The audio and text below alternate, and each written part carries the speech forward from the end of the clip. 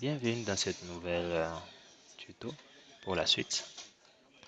Voilà, cette fois-ci, nous allons maintenant effectuer des tests.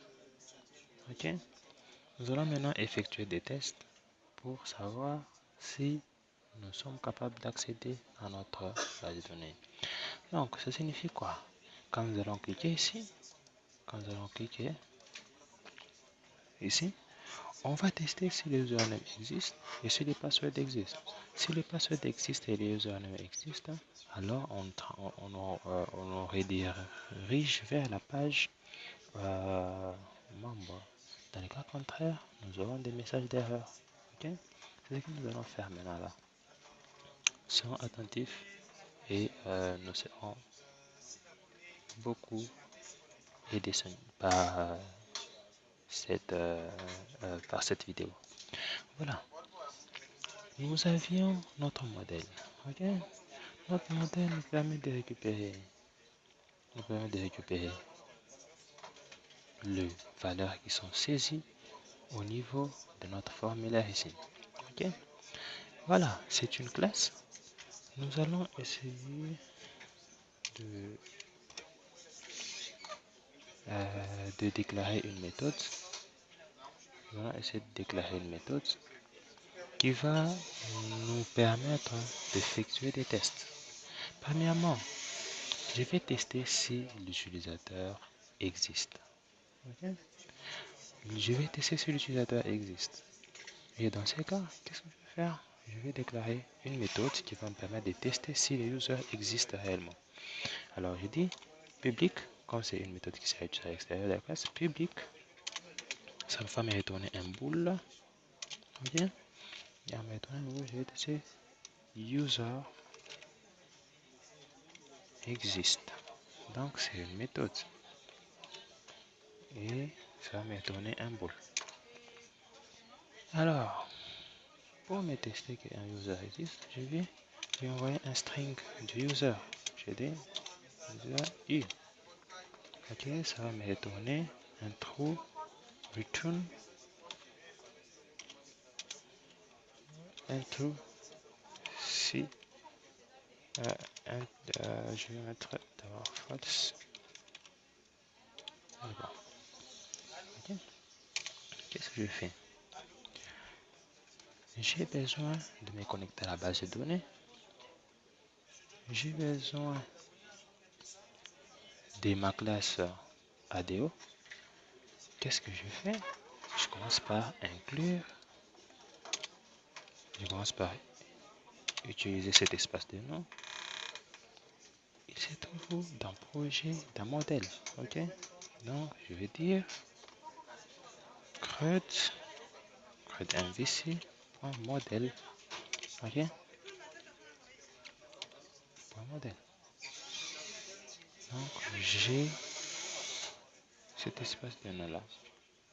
Non, bon, je suis dans le même modèle, donc c'est pas vraiment important que je puisse le déclarer. C'est pas vraiment important que je puisse le déclarer parce que je suis déjà dans le modèle. Je vais juste les faire hériter.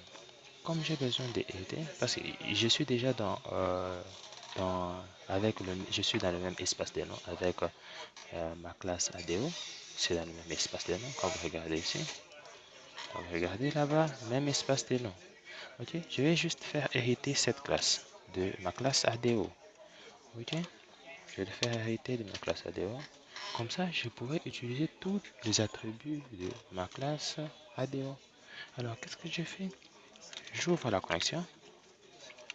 Connecter. Vous voyez, il sort directement. Ok, je vais le fermer. Déconnecter. Connecter. Ok, vous voyez, ils sont en train de sortir directement.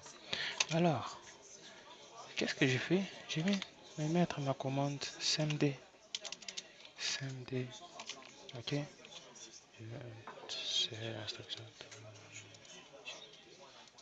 je suis en train de faire un test pour savoir si les users existent. Ok, je vais mettre ma commande. Commande test. Commande test. Là, je vais mettre machine. Je dis select Ok, je vais select count. Par exemple, je vais compter. Ok, je vais compter si ça existe. Quand je regarde dans ma base de données, je veux tester, c'est le login. Ok, le login, il est là. Je le copie texte tel qu'il est. Lui avec le ici. Je mets from à table. Je viens, c'est T-user, T-user. Donc je vais essayer de le copier tel qu'il est. Un T-user. Ok, T-user et puis where. Ok, where login qui est égal à. Je vais faire ça. Plus. Je vais mettre ma variable i. Ok, donc je vais mettre la variable i. Et je vais faire ça. J'ai mis ma chaîne de connexion. Qu'est-ce que je vais faire? Je vais me connecter. Connection. Je vais maintenant utiliser ma connexion. Pour connection, j'utilise ma connexion. Et puis je dis qui est égal à con. Ok, je viens d'utiliser ma connexion. Et qu'est-ce que je fais? Je teste pour que quand ça va compter, ça me récupère un nombre. Ok, si ça compte et que ça trouve qu'il n'y a pas de chance, ça va me retourner 0. Et je vais devoir convertir ces 0 là en entier. Et si ça retourne, et si ça compte, ça retourne 1, c'est que la valeur existe dans ma base de données. Alors qu'est-ce que je vais faire? Je vais dire int, je déclare une variable statut, et puis je dis int, ok, int, non, comme ça, je vais dire int qui est égal à cmd exécute.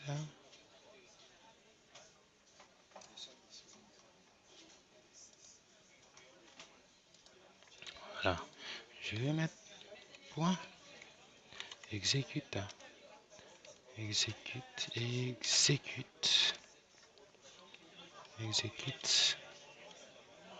scala. Voyez, je vais récupérer ma valeur. Maintenant, je vais dire ceci. Je vais dire si mon statut est égal à 1, qu'est-ce que je fais? Je vais me retourner return true. Ok, si c'est égal à 0, return false. Ok, return false, return true. Et si c'est égal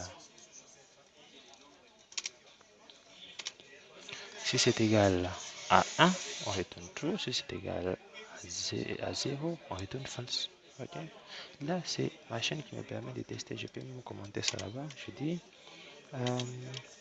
permet de tester si le user existe. Ok, alors je vais faire quoi? Je vais venir ici dans mon contrôleur. Ce que je vais faire, c'est quoi? Je vais déclarer une variable user. J'ai dit string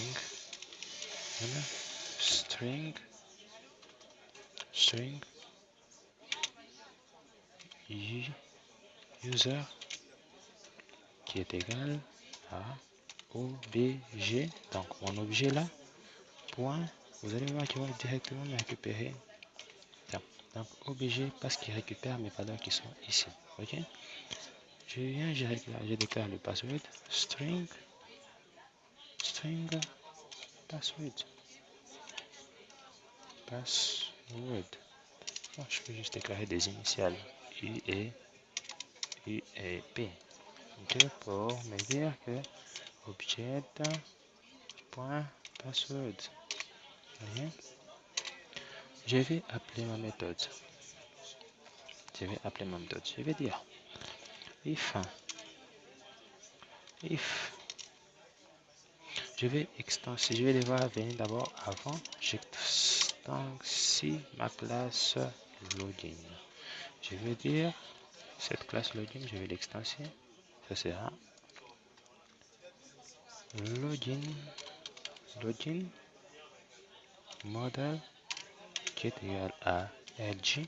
Donc pour dire login est égal à new login model.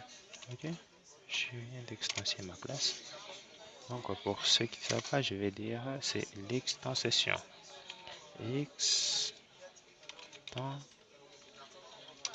Extension de ma classe.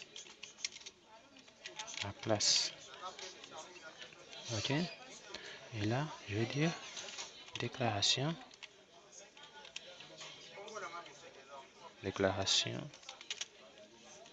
et affectation des valeurs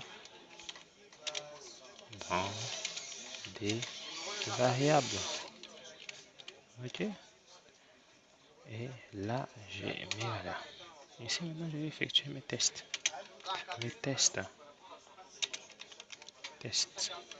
Ok. Qu'est-ce que je dis? Je dis if parce que j'ai besoin de la méthode user exist. Ok.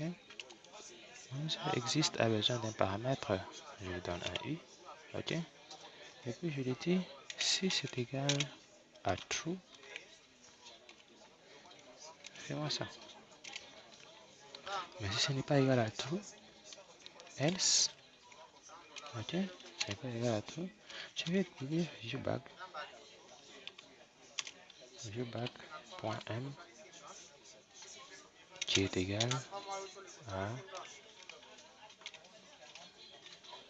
ce user, c'est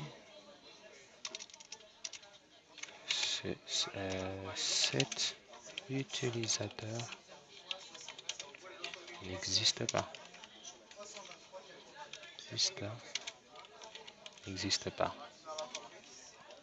Ok. Nous allons appeler ce view pour le test. Nous allons l'appeler ici. Ok. C'est ce que nous allons mettre viewBag pour le test. Ok. On va juste le mettre pour le test. Nous allons tester. Allez, fermons d'abord ce... Fermons ce Vichy. Alors là, testons.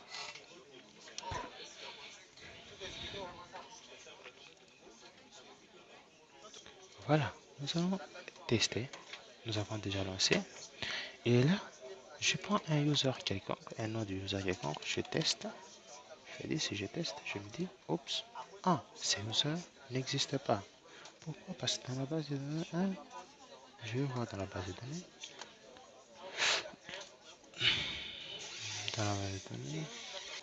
Nous allons voir dans la base de données, dans the user.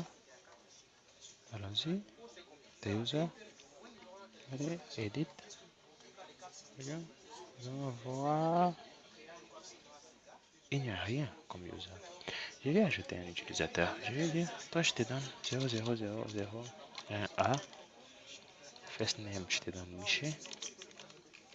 Ok, last name, Ngoi. Surname, je te donne Mika. Et puis login, je te donne Ngoi M. Et puis password, je dis 1, 2, 3, 4, 5, 6, 7, 8, 9.cd. L'email, je vais me construire un email, je vais dire miché@gmail.com.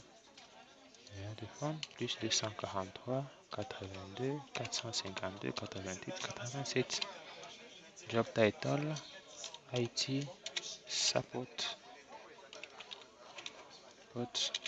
enter, price. Et là, je mets état d'accès, je mets 1. Status, je mets 1. Ok, j'ai maintenant un user. Je vais devoir tester. Déjà, j'ai un user, il est déjà enregistré. Ok, si je viens, je viens ici, je teste. Par exemple, je dis, il me dit, oups, ce user n'existe pas. Mais quand je viens, je teste. OIM, OIM,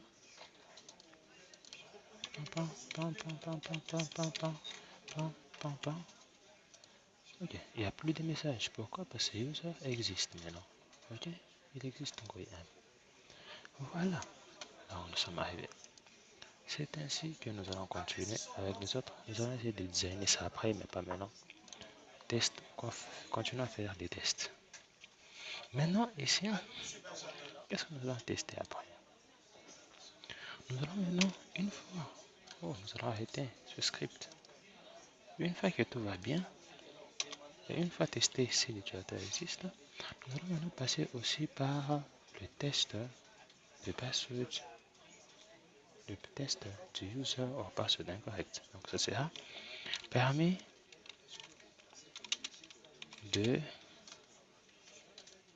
ça permet de tester si le user et le password. Donc là, c'est les deux. Password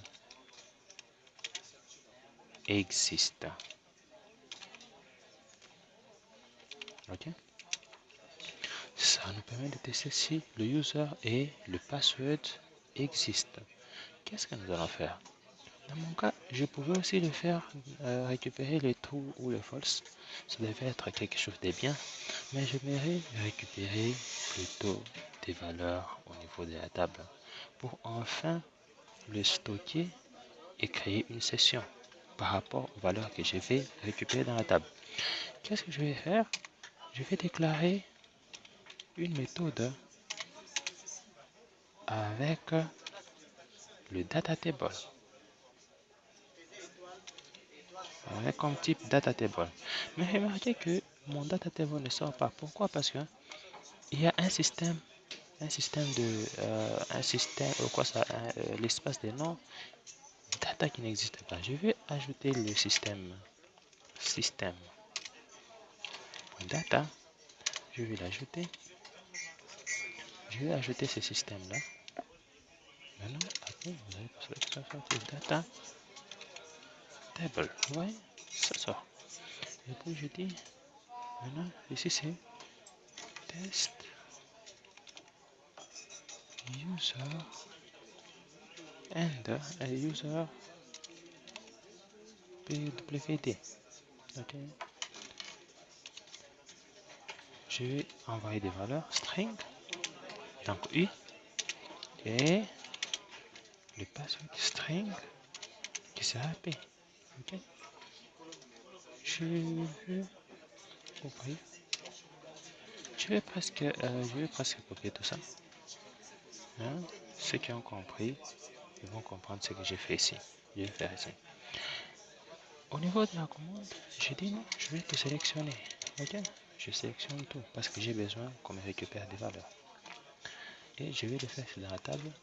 Il y aura un i. Ok, and. Je mets maintenant un end.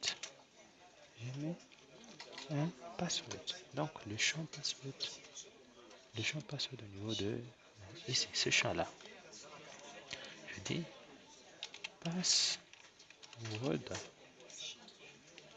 qui est égal. Pardon. Et puis, attends.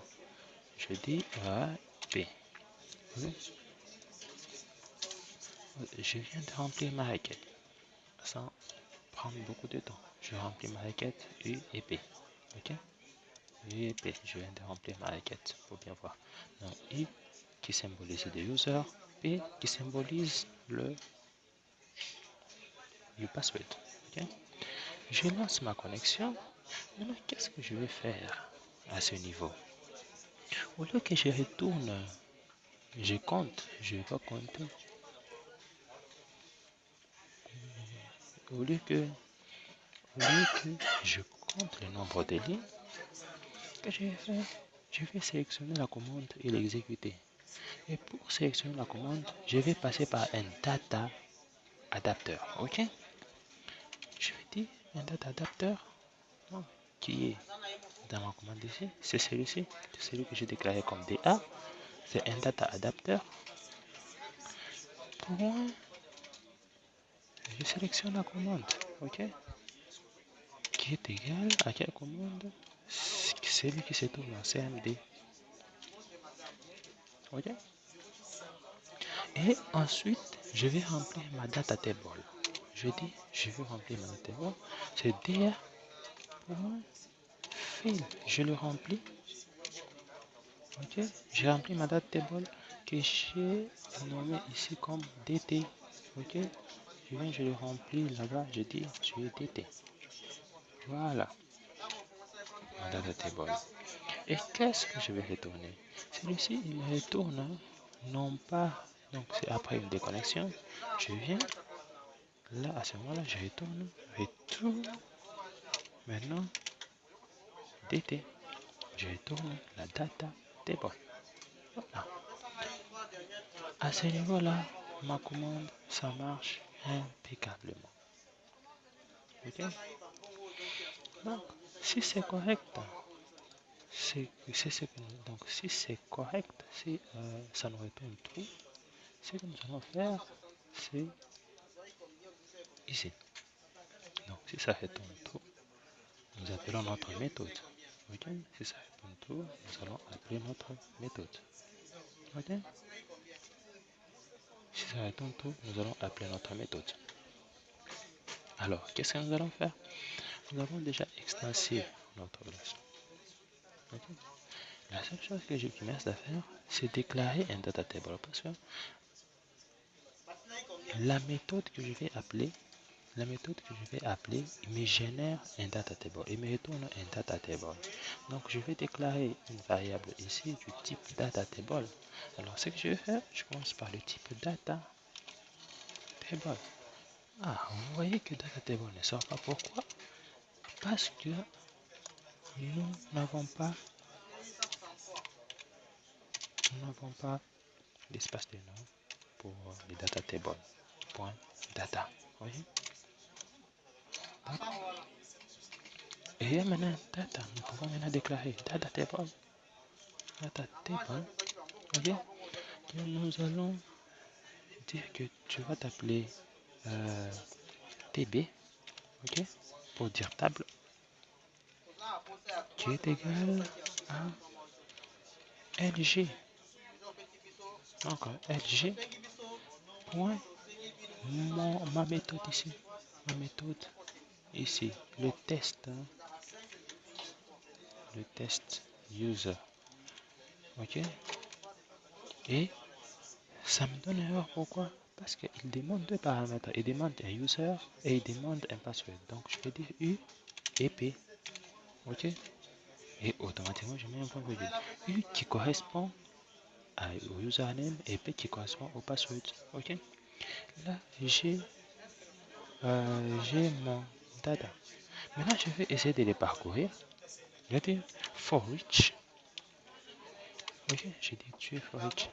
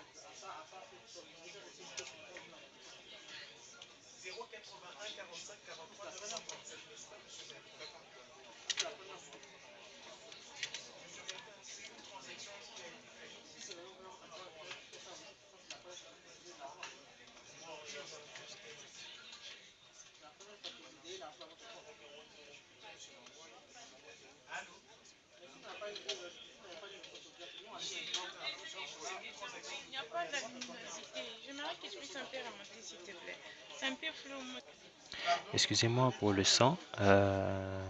For each, donc nous avons déclaré celui-ci qui représente une ligne de données, ok, vers notre table ici. Nous allons parcourir notre table et nous allons essayer d'afficher ça au niveau de viewbag. Point, je vais mettre ça en string. Point to string, ok. Point to string. Je vais enregistrer. Je vais lancer. Je vais lancer.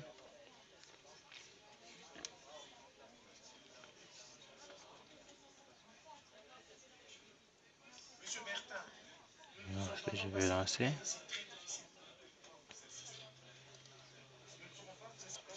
Ok, nous sommes là.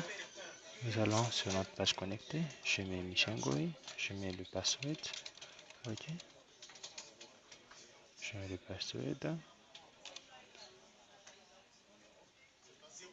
Ok. Je mets le password. Oups.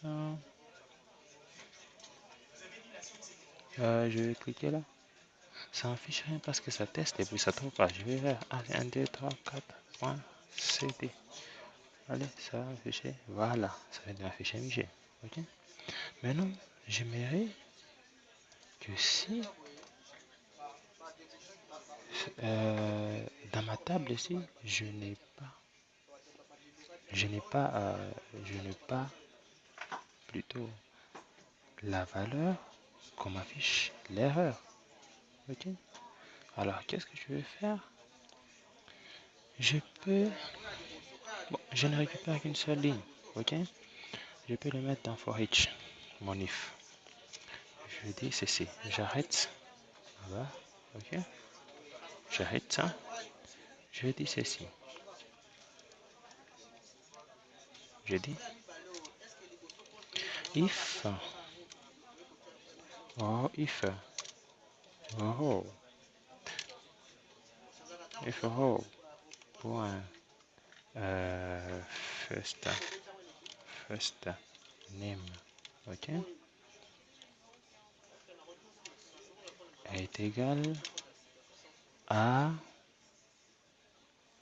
object point non, je crois que c'est pas ça, mais je vais prendre celui-ci, le login. Ok, une fois que c'est égal, et une fois que c'est pas égal, ok, else on affiche un message d'erreur. Ok, else, et donc là je vais mettre un viewback pour dire mot de passe or password incorrect. Ok, là, je vais faire ça. Je dis mot de passe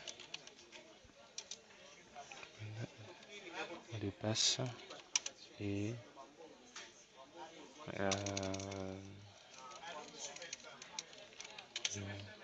user name password et correct.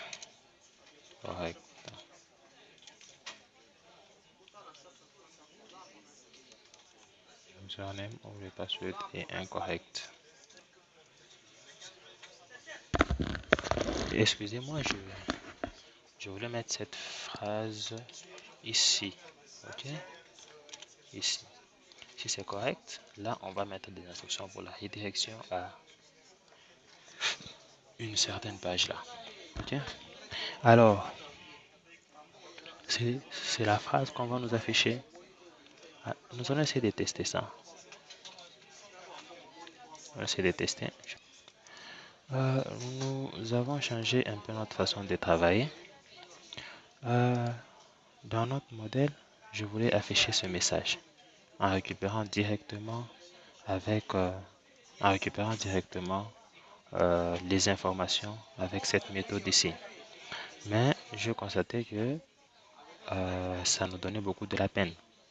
C'est pourquoi j'ai créé une autre méthode qui va compter si l'utilisateur insère le username et le password.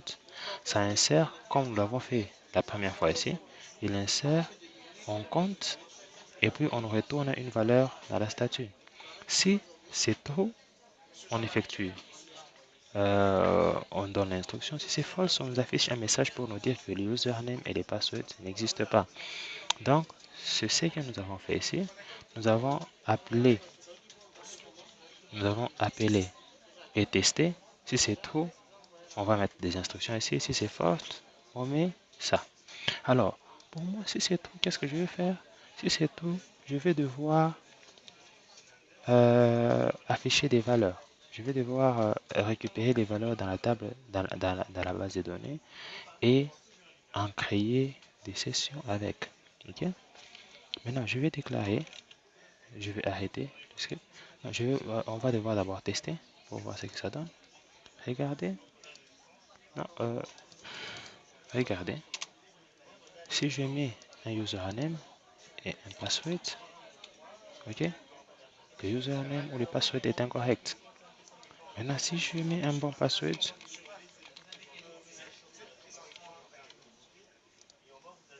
ça ne donne absolument rien. Ok? C'est ça. Donc, nous allons continuer. Nous venons ici et nous allons continuer avec notre data table. Nous déclarons, nous arrêtons, arrêter. Nous déclarons la data table. Data, nous allons partir vite parce que nous l'avions déjà expliqué avant. Nous allons dire, tu t'appelles TV et puis tu vas prendre la valeur de LG. Nous allons d'abord extensier. Nous allons dire extensier, oui. Ok. LG pour notre commande de récupération de valeurs. Donc nous allons utiliser celle-ci et nous allons lui affecter des valeurs U et P. Ok. U et P. Voilà. Ok. Et nous allons lui parcourir avec la boucle for each, comme nous l'avons expliqué avant. Nous disons data row, data row. Ok. Nous déclarons une variable row qui va jusqu'à tb.rows. Ok. Et là, nous pouvons maintenant afficher des valeurs. Nous pouvons dire que si nous allons, si il est là, si les valeurs existent, maintenant voilà, nous allons dire viewBag pour tester. ViewBag.m est égal à row, ok, first, disons first name, ok, point to string, ok. First name point to string. J'espère que c'est ça qui est là-bas. C'est un first name point to string. First name point to string. Oui, pas encore. Voilà, nous allons tester ça. Allons-y, exécutons.